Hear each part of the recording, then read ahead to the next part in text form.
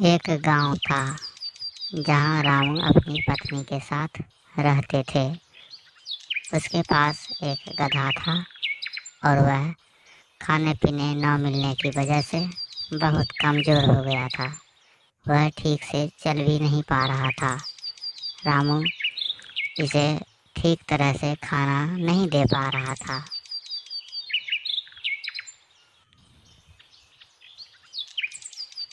एक दिन रामू अपने घर में बैठकर सोच रहा था कि गधे को अगर इसी तरह खाना नहीं मिलता रहा तो वह एक दिन मर जाएगा। वह बहुत चिंतित था। उसके बाद उसकी पत्नी वहां आई। हे जी, देखिए ना, हमारी गधा कितनी कमजोर हो गई है। कुछ कीजिए ना,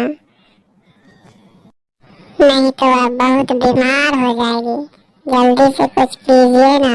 सुनिए। गधा को देखते देखते वह बहुत विचलित हो रहा था कि गधा यहाँ देखिए ना, उधर गधा को। वह मुझे कैसे देख रहा है, कितनी आस लगाए बैठा है कि मुझे कुछ खाने को देगा। जरा देखिए ना, कुछ दीजिए ना गधे को खाने के लिए।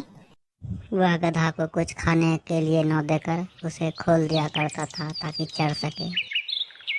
किसी पड़ोसी के खेतों में जाकर उसका फसल चर लिया करता था। जब पड़ोसी को पता लगा कि कोई फसल चर जा रहा है तो वह निगरानी करने लगा। उसे पता नहीं चल पा रहा था कि मेरा फसल कौन चर जा रहा है।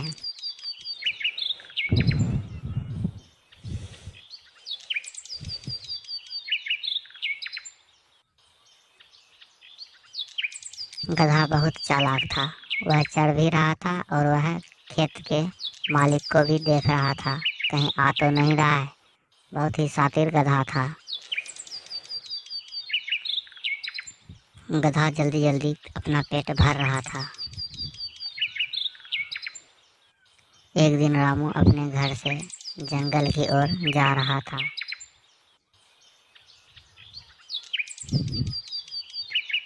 उसके दिमाग में गधे की बात चल रही थी, क्योंकि गधा बहुत कमज़ोर था। वह जंगल से जाते हुए चलते चलते घने जंगल में जा पहुंचा। वहां उसे एक मरा हुआ बाघ दिखाई दिया। उसे एक योजना सूझ गई। उन्होंने सोचा, अगर इस बाघ का खाल उतार कर अपने गधे को पहना दूं तो उसे कोई नहीं रोक पाएगा।